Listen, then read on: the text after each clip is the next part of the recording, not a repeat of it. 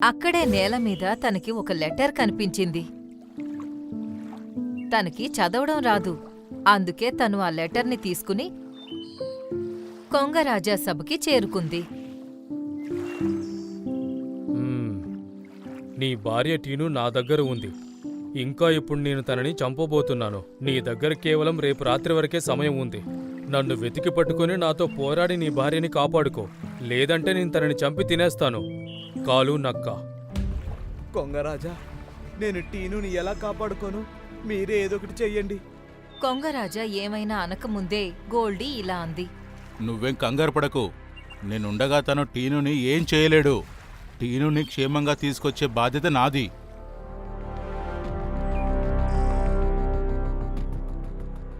కాలునక్క ఎక్కడుందో నువ్వు ఎలా కనిపెడతావు? నేను ఒక రాబందుని, కొంగని కాదు. నా నడక వేగంగా ఉంటుంది.